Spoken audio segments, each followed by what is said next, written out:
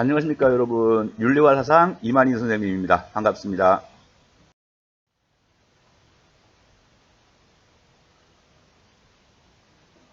자, 많이들 어렵게 생각하고 있는 윤리와 사상보다 손쉽게 이해시켜 드릴 거예요. 이 수업을 꼼꼼하게 들으시면 내신이나 수능까지도 다 커버가 될 수 있습니다. 궁극적으로는 수능이죠. 수능 등급 업을 위해서 여러분들에게 최선을 다하여 지도를 하도록 하겠습니다. 자, 이번 강좌에서 배워야 할 내용이 바로 동양윤리 사상의 이해라고 하는 것이에요. 그래서 기본적으로 이제 동양윤리 사상의 연원이 될 수 있는 유가, 도가, 그다음에 불교 이렇게 이제 진행을 하여 나갈 텐데 첫 번째 시간으로서 유가 사상을 공부를 하도록 할 겁니다. 기본적으로 세 사람, 공자, 맹자, 순자 이 세 사람의 사상을 집중적으로 공부를 할 거예요.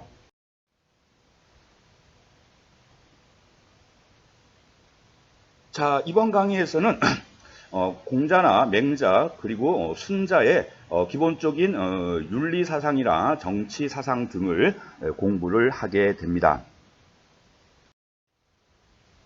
자, 먼저 공자에 대해서 간략하게 정리를 한번 해보도록 할게요. 자, 공자는 자, 요게 핵심이에요. 박스에 있는 게 인과 예를 강조한다. 그 다음에 도덕에 의한 통치를 강조하였다. 그리고 임금은 임금답게, 신하는 신하답게, 어버이는 어버이답게, 자식은 자식답게 행동할 때, 즉 올바른 역할관이라고 얘기할 수 있겠죠.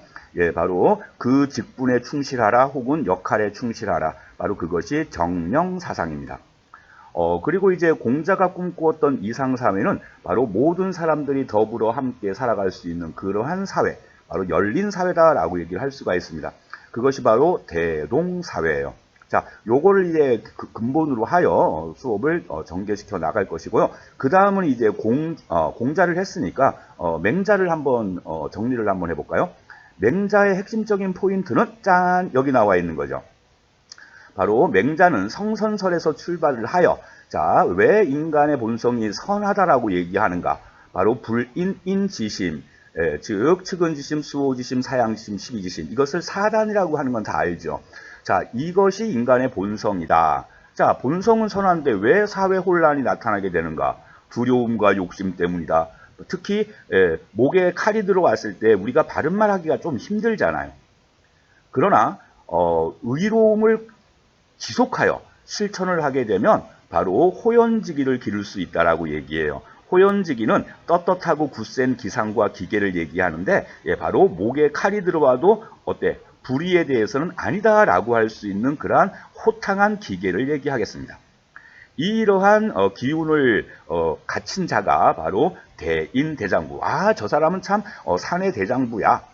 쟤는 사내 대장부 같아. 바로 이러한 대인과 대장부를 이상적인 그러한 존재로 파악을 했죠.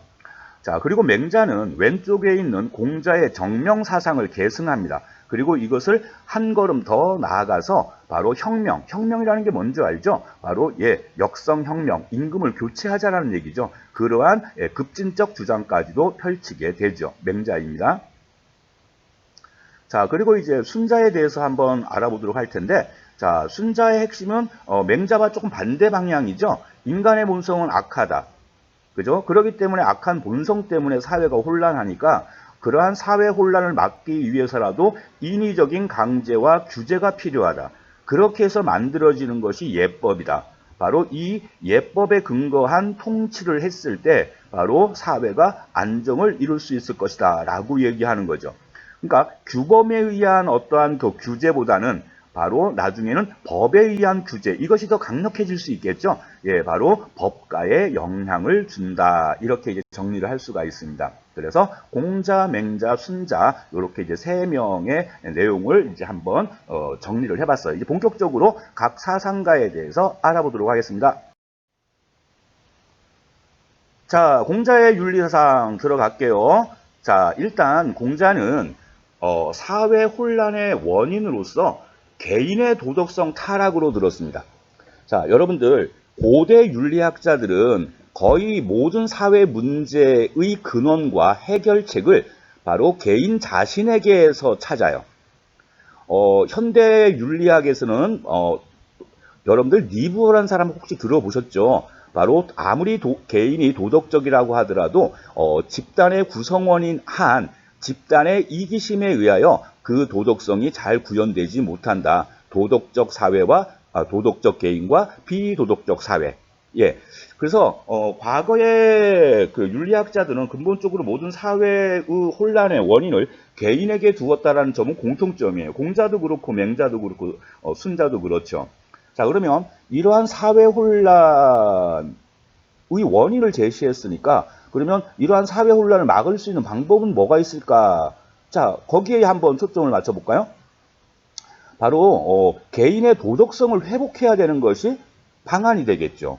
그죠? 그렇다면 우리가 회복해야 할 도덕성이 과연 어떠한 것인가? 그래서 공자는 인과 예라고 하는 두 가지 덕목을 상대적으로 많이 강조를 하게 되는데 특히 인과 예를 강조해요.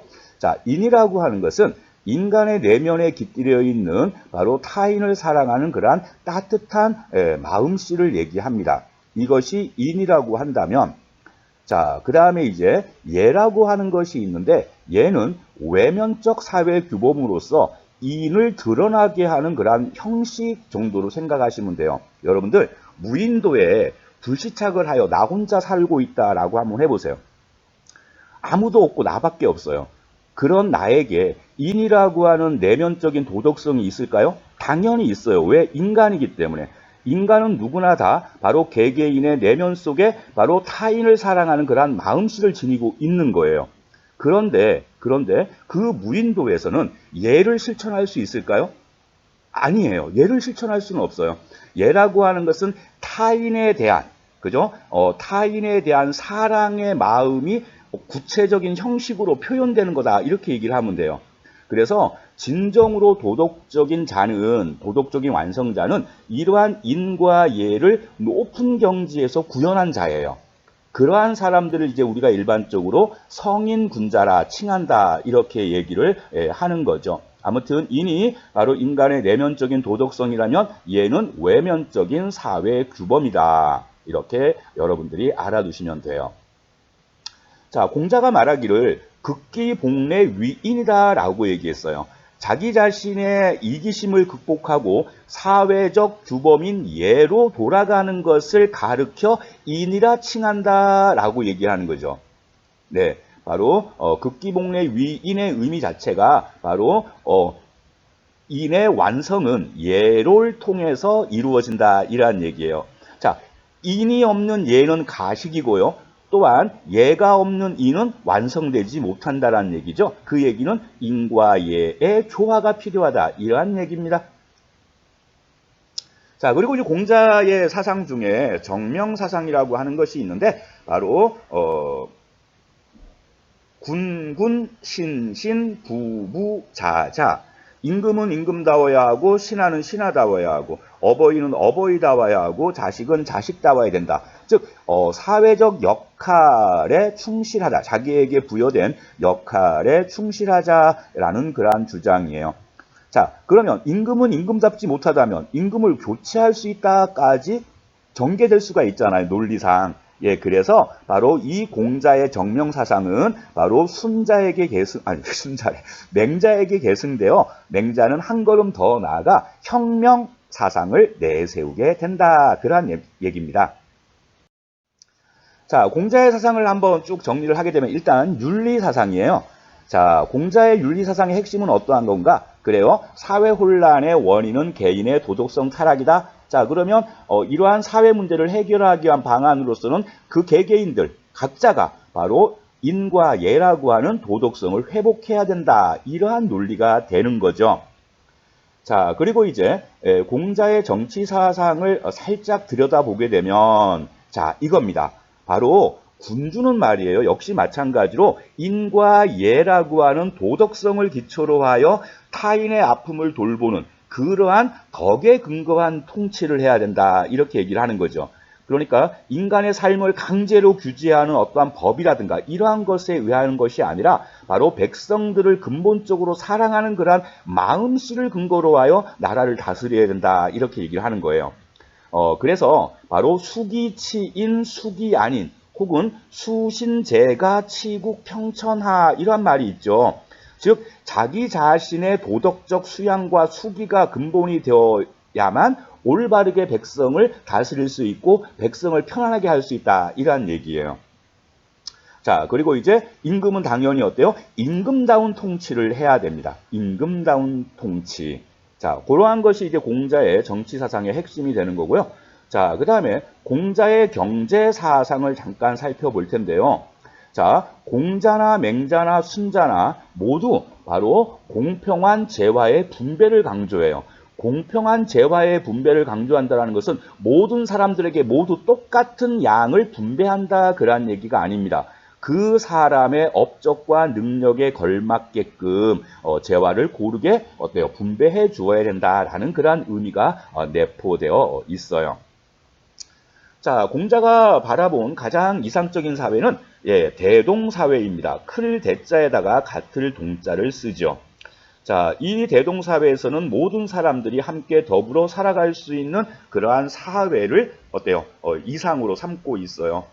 예전에는 이제 대학 축제마다 대동제라는 이름으로 축제가 진행되었는데 그 구성원 모든 구성원뿐만이 아니라 그 주변에 계시는 여러 주민들까지도 함께 어울려서 즐길 수 있는 그러한 축제, 바로 이 공자의 대동사회에서 이름을 따서 대동제라고 했던 거예요. 지금은 안 그러죠? 그죠? 지금은 바로 아이돌 그룹들 나와서 노래 부르고 춤추고 네, 아무튼 그렇다고 하네요. 요즘은 못 가봤는데 공자가 말하기를 무릇 통치자는 재화의 부족을 걱정할 것이 아니라 재화의 고르지 못함을 걱정하라 이렇게 얘기를 했어요. 바로 이 말 자체가 바로 재화의 바로 공평한 분배 이것을 얘기를 하죠. 자, 아무튼 이렇게 해서 일단 공자의 사상을 한번 윤리, 정치, 경제 파트로 나누어서 한번 정리를 해봤습니다.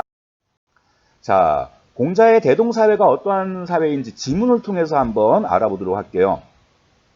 큰 도가 행해지고 어질고 능력 있는 자가 버려지지 않으며 자기의 부모만을 부모로 섬기지 않으며 청년들은 모두 일할 수 있고 가난하고 불쌍한 자가 버려지지 않으며 노인들은 모두 편히 생을 마감할 수 있는 사회. 참 2500년 전에 이러한 주장을 했다라는 게 참 믿기지가 않아요. 지금하고 똑같은 현실 같아요. 지금도 우리가 이러한 사회가 되면 얼마나 좋겠습니까? 그죠? 능력이 없는 자가 낙하산 인사로 주요 관직을 다 차지하고 있고, 그죠? 편협한 가족 이기주의 때문에 자기 자식, 자기 부모만 잘 되면 된다. 이러한 생각을 가지고 있는 사람들이 많으며 지금 청년들 45%가 지금 어때요? 일자리를 구하지 못하고 있는 이러한 실정. 그리고 빈곤층 이 사람들이 사회적 약자가 정말 최악의 상태로 어때요? 사회적 안전장치 없이 벼랑에 내몰리고 있는 이러한 사회. 그리고 노인들 80이 넘은 그러한 노인들이 생존을 위해서 폐지를 주어야 하는 이러한 현실. 바로 이러한 현실에도 어느 정도 교훈이 될 수 있는 그러한 공자의 바로 주장이다라고 할 수가 있어요. 자, 그러면 이러한 대동사회의 핵심은요, 바로 사회에 바로 건전한 도덕성이 어때요? 확보되어 있고, 즉 윤리도덕의 생활화가 이루어져 있으며, 바로 이러한 가난한 자, 노약자, 병자 이러한 사람들이 버려지지 않는다라고 하는 것은, 노인들이 모두 마음 편히 생을 마감할 수 있다라고 하는 것은, 그것은 바로 복지사회를 뜻하는 것이겠죠.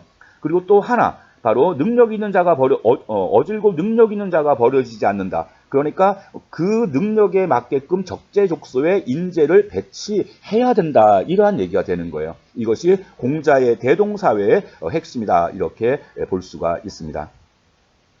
아셨죠? 자, 그러면 이제 맹자의 윤리사상 공자처럼 한번 진행을 해보도록 하겠습니다. 자, 맹자의 핵심은요, 바로 성선설이에요. 인간에게는 선천적으로 불인인 지심이 있다 이렇게 얘기해요. 아니 불자에다가 앞에 인자는 참을 인자, 뒤에 인자는 사람 인자예요. 그러니까 사람에게는 참지 아니하는 어쩌지 못하는 그러한 마음이 있다 이렇게 얘기를 했습니다. 바로 그 마음이 사단이라고 하는 것이에요. 자, 불쌍한 것을 보면 차마 어찌하지 못하고 도와주고자 하는 마음, 자신의 과오를 보면 차마 어찌하지 못하고 부끄러워할 줄 아는 마음, 그리고 사양할 줄 아는 마음, 그리고 시시비비를 분별할 줄 아는 그러한 마음, 이러한 마음을 가지고 태어났다. 그래서 사단을 지니고 태어났기 때문에 인간의 본성은 선하다. 이러한 사단을 잘 보존하고 이것을 확충시켜서 바로 완성되는 것이 인의예지라고 하는 사덕이다. 이렇게 얘기하는 거예요. 이것을 지녔기 때문에 인간의 본성은 선하다라고 볼 수 있는데, 그렇다면 왜 사회가 이렇게 혼란해지고 있는가? 지금 이 공자맹자 순자가 활동했던 시기가 바로 춘추 전국시대, 그때는 이제 여러 다양한 사회적 혼란이 야기되었던 그러한 시기죠. 자, 그러면 맹자는 이러한 사회 혼란의 원인을 무엇으로 보았는가? 바로 두려움과 욕심이에요. 자, 우리 인간은요, 누구나 다 어진 마음을 다 가지고 있으나 순간적인 어떠한 욕심, 이러한 것들이 작용을 하게 된다면 악을 또한 서슴없이 저지르기도 하잖아요. 그리고 불의한 것을 보게 되면 우리가 당연히 부끄러워하고 그 잘못된 것을 바꾸고 싶은 마음은 있는데 두려움 때문에 차마 나서지 못하는 그러한 현실이 나타난다는 거죠. 거대한 국가 권력, 부정한 국가 권력에 대하여 과감하게 투쟁할 수 있는 사람들이 그렇게 많겠습니까? 바로 그러한 것 때문에 사회가 더욱더 혼란해진다라고 보는 거예요. 자, 맹자는 당연히 인과 예라고 하는 덕도 중요시하죠. 바로 공자가 얘기했던 그러한 바로 인간의 따뜻한 그러한 도덕성이 있고, 그리고 상대적으로 맹자는 공자에 비해서 이 의로움을 더 많이 중시 여겨요. 이 두려움이라고 하는 것, 즉 절대 권력에 대한 그러한 두려움, 이러한 것을 극복하기 위해서는 바로 사회적 정의의 함축적 표현이라고 할 수 있는 의의를 갖추어야 된다라고 얘기를 하는 거예요. 자, 맹자가 이러한 얘기를 합니다. 어릴 적부터 아주 자그마한 일이라도 불의에 타협하지 않고 옳음을 추구하다 보게 되면, 이게 바로 이제 집의, 모을 집자에다가 의로울 의자이거든요. 그러니까 의로움의 생활화예요. 이 의로움의 생활화를 계속 하다 보게 되면 자신도 모르는 사이에 바로 떳떳하고 굳세고 굳건한 강인한 그러한 기상과 기계가 형성되어진다라고 봤어요. 그것이 바로 호연직이라고 하는 거예요. 바로 이러한 호연직을 기른 자를 대인대장부 이렇게 얘기를 하는 겁니다. 그러니까 요즘에도 보게 되면 정말 보기에는 왜소하고 나약한 사람 같은데 불의한 국가 권력에 대해서 온몸으로 저항하는 그러한 사람들이 있죠. 그 사람들이 가진 그러한 마음의 기상과 기기가 호연직이라고 생각하면 돼요. 그런데 이러한 호연직이는 하루아침에 얻을 수는 없을 거 아니에요. 그죠? 하루아침에 얻어지는 게 아니에요. 바로 집의, 즉 의로움의 지속적인 실천, 생활화를 통해서 얻어진다. 꼭 명심해 주시고 이러한 호연지기를 갖춘 자를 대인대장부라고 한다라고 하는 것도 알아두셔요. 그리고 아까 잠깐 얘기했지만 맹자는 공자의 정명사상을 부정하는 게 아닙니다. 계승을 하는 거예요. 그래서 한 단계 더 높은 쪽으로 승화시키는 거예요. 자, 바로 민본주의에 입각한 바로 혁명사상, 백성을 근본으로 여겨야 된다. 그런데 백성을 근본으로 여기지 않고 바로 백성을 억누르려고 하는 그러한 임금은 교체해야 된다라고 하는 혁명으로까지 연결이 되게 되죠. 맹자의 정치 사상의 핵심이 바로 민본주의에 근거한 왕도 정치라고 얘기를 합니다.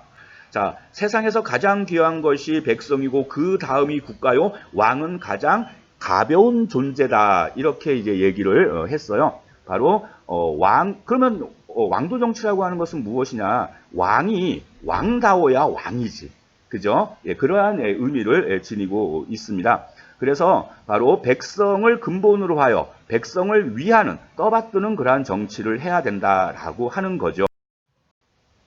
자, 그 다음에 이제 맹자의 성선설, 그 다음에 고자의 성무선학설, 잠깐 이제 비교를 해보게 되면요. 자, 고자가 이러한 얘기를 합니다. 여러분들, 본성에는 없을 문자예요. 본성에는 없다, 무엇이 없다, 선도, 악도 들어있지 않다라고 하는 것이에요. 마치 로크가 얘기한 것처럼 인간에는 선험적인 것이라고는 없다. 백지 상태로 태어난다. 이러한 의미죠. 백지 상태예요. 거기다가 선을 써 내려가면 선함이 되는 것이고 악을 써 내려가게 되면 악함이 되는 것이다. 이게 고자의 성무선학설의 핵심입니다. 자, 고자가 말했습니다. 물의 본성에 동서의 구분이 없는 것은 바로 없는 것처럼 사람의 본성에도 선악의 구분이 존재하지 않는다. 본성은 갇힌 채 회오리 치는 물과 같아 물꼬를 동으로 트면 동으로 흐르고 서쪽으로 트면 서쪽으로 흐른다. 이게 바로 고자의 성무선학설이에요. 그러면 고자가 얘기하고 싶은 것은 뭐냐? 바로 선악은 정해진 것이 아니기 때문에 자신의 어떤 후천적인 경험의 중요성, 이러한 것들을 강조하고 있는 입장이다라고 할 수가 있습니다. 맹자는 반면에 이렇게 얘기를 하죠.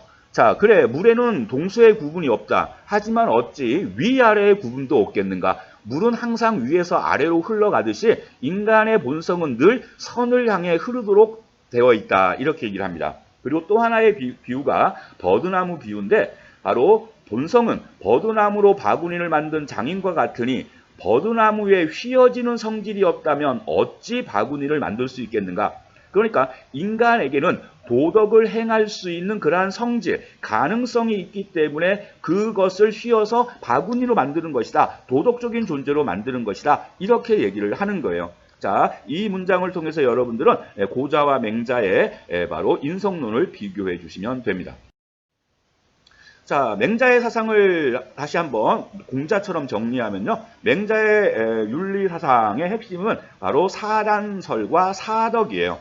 자, 이 사단을 뭐라고도 얘기한다 그랬죠? 아까 불인, 인지심, 참지 아니하는 인간의 마음, 자, 측은지심, 이것이 자라나서 인이 되는 거예요. 자, 인간에게는요, 무엇이 선인지, 배우지 않아도 알 수 있는 그러한 양지와 또한 배우지 않아도 실천할 수 있는 능력, 그게 양능이라고 얘기해요. 이러한 양지와 양능을 갖추고 태어났다, 이렇게 얘기를 합니다. 그래서 거기 맨 밑에 있는 12지심이 확장되면 지죠. 이때 지는 배우지 않아도 선험적으로 알 수 있는 그러한 선천적인 양지를 지칭하는 거예요.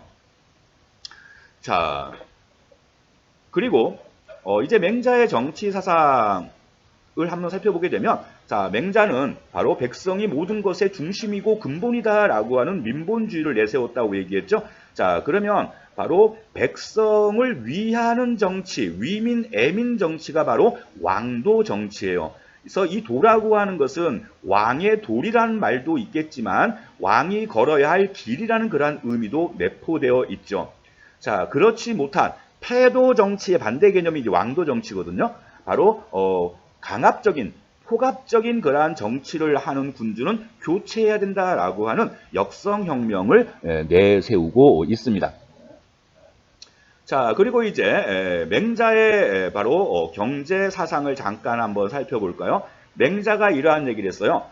통치자는 항산이 없어도 항심을 유지할 수 있다. 또한 선비들도 늘 도덕적인 수양과 수련을 해오던 사람이기 때문에 먹고 살 수 있는 금간이 없다고 하더라도 쉽게 도덕성을 버리지 않는다. 그러나 백성들은 항산이 없으면 항심도 없다, 이렇게 얘기를 했어요. 떳떳이 먹고 살 수 있는 생업의 기반이 없다면 바로 떳떳한 도덕심, 그게 항심이거든요. 항심도 없다, 이러한 얘기를 했죠. 자, 그래서 왜 이렇게 그 생계형 범죄가 많이 나타나는가, 이러한 고민을 물론 해야 되겠지만 근본적으로 그 사람들이 분유를 훔칠 수밖에 없는 그러한 상황 해결해 줘야 된다는 얘기예요. 그것이 맹자의 경제의 원칙입니다. 자, 그러면 이제 마지막 세 번째 사상가 순자를 한번 알아보도록 할게요. 자, 순자는 맹자와는 정반대의 인성론을 제시하죠. 그것이 성악설입니다.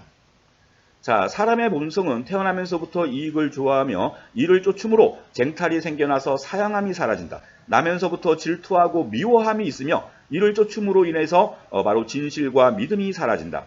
사람의 성정을 따르면 반드시 쟁탈이 일어나 구분을 무너뜨리고 이치를 어지럽혀 폭동으로 귀결된다. 인간이 선함은 후천적 인위의 결과이다. 이란 얘기를 해요. 즉 인간은 태어나면서부터 이익을 좋아하고 손해를 싫어하고 따뜻한 것을 좋아하고 추운 것을 싫어하며 배고프면 먹고자 하고 배부르면 쉬고자 하는 것이 인간이다. 즉 인간은 단순한 동물적 그러한 이기적 본성을 지녔다. 이렇게 얘기하는 거예요. 그 본성 때문에 사회가 혼란해진다라고 보는 거죠. 다 이기적이니까 자신의 이익만을 위해서 서로가 서로를 어때요? 잡아먹으려고 한다라는 거죠. 홉스가 얘기했던 만인에 대한 만인의 투쟁의 상태라고 생각을 하시면 돼요. 이러한 상태를 막기 위해서 바로 홉스는 국가 권력을 만들었다라고 얘기하는데 순자는 바로 훌륭한 예법을 만들어야 된다라고 얘기하는 거예요. 인간의 이기심을 규제할 수 있는 올바른 예법. 그래서 인간이 타인을 배려하고 도와주는 것은 선천적인 그러한 선함이 아니라 인위적인 노력의 결과다 이러한 얘기를 하는 거죠. 이게 순자의 인성론의 핵심이에요.